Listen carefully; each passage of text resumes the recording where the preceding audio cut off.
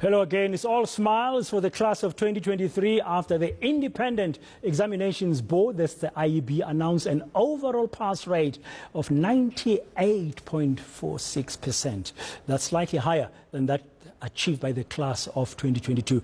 Now, I've got two top achievers from the IEB. They are in studio with me, the head boy of St. Stithians Boys College, Ethan Gondo, and the head girl at St. Stithians Girls College, Jozi Nupen. Jozi and Ethan, welcome to today, and congratulations. Thank you. Did you know you're going to get this results, Jozi? I think you always hope for good results, but it is a relief to finally get that SMS so that you know that what you've worked so hard for has come to fruition. Distinctions, how many? 7. 7? Yes. Wow, that's brilliant. In which subjects? Maths, English, Afrikaans, physics, biology, and accounting. Oh, congratulations. Well done. And Ethan, life orientation. did you know you're going to pass like the way you did? Yeah, so obviously when writing them exams, you're there in the midst of it, and each and every single question you're wondering, is it correct, is it not? And the anxious time from the 23rd of November until this point has been just waiting on the tip of your toes. But yeah, I mean, I managed to get 3 distinctions. Beautiful. Top Well 1% in drama, got 98%, so I'm really, really chuffed with that. And I got, in my other subjects, the marks I did want to get. So it's a matter of just, I didn't even get 1 distinction when I did Matric so many years ago. That's why I'm doing this job, not as smart as you guys. You went through a very tough period leading up to 2023. In 2021, people forget, we were under lockdown still. We came out under lockdown in 2022. You guys were in grade 10, then grade 11, and then 2023, you're doing a Matric. How easy or difficult, Jozi, was it to prepare for last year's exams? I think one thing that I did realize last year, I'm not sure if Ethan realized it as well, was that there were sections in some subjects that I would look at, and I know that I must have learned them somewhere along the line. But because it was sometime during online school, when we were moving between level 5, level 3, whatever kind of lockdown we were on, there's blank spaces in my memory of certain sections in the subjects that we did learn. But I think what St. Stithians did really well was we did a lot of crash courses and revision leading up to exams, so at least we got a nice refresher. But I did have some sections that I needed to start because it was like a COVID section. That's why we're saluting you guys so much, because it's not been an easy journey to you to be in Matric in 2023.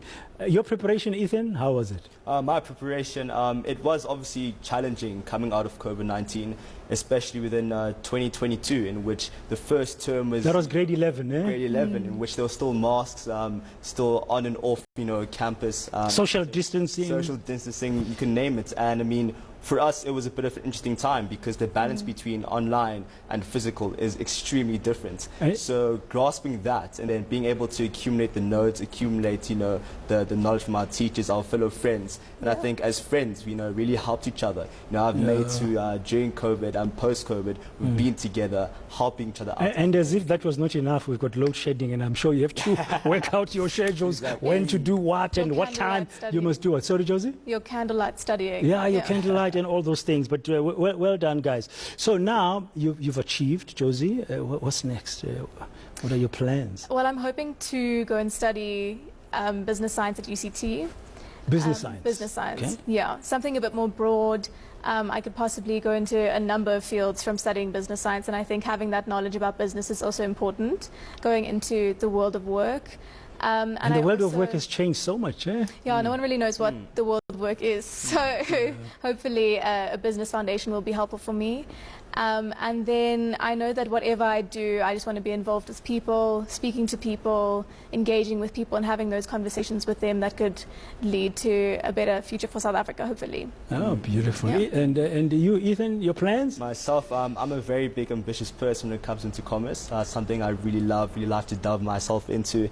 And I'm looking into the likes of actuarial science. Actuarial science? Actuarial science. I really find it fascinating. You love mathematics? Yeah, I really do love Jozi, these are the guys who look, Jozi, these are the guys who look forward and say in 40 years the lifespan will be like this, therefore you must pay so much insurance.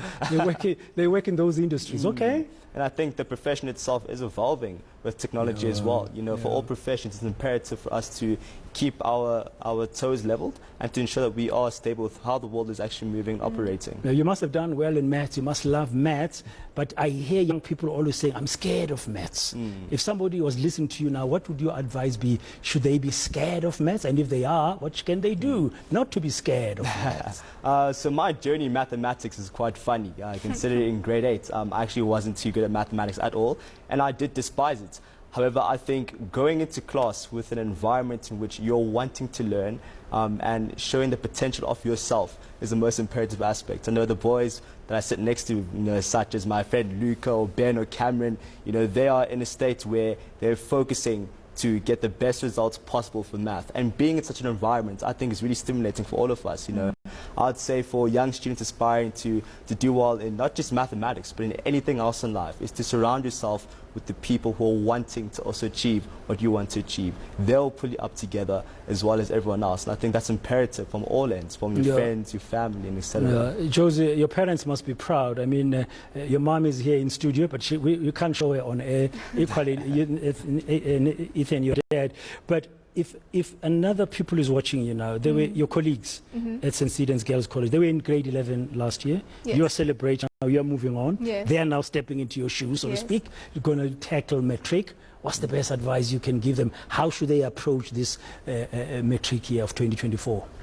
Yeah, well, I think what Ethan said about surrounding yourself with the kind of people who you're inspired by is very important. But I also think, as you mentioned, family is a super big aspect for me, and being very intentional about the time that you spend with your family, because Matric is a very busy and very emotional year. So things happen so quickly, the ceremonies come and they go.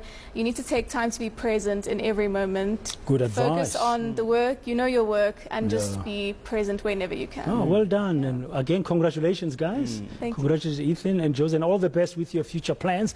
Business scientist is coming up and actuarial scientist is coming up there. That's the head boy of St. Stephen's Boys College, Ethan Gondo, and the head girl at St. Stephen's Girls College, Jozi Nupen. Now, let's bring you this story that we're also watching for you this afternoon. The South African Jewish Board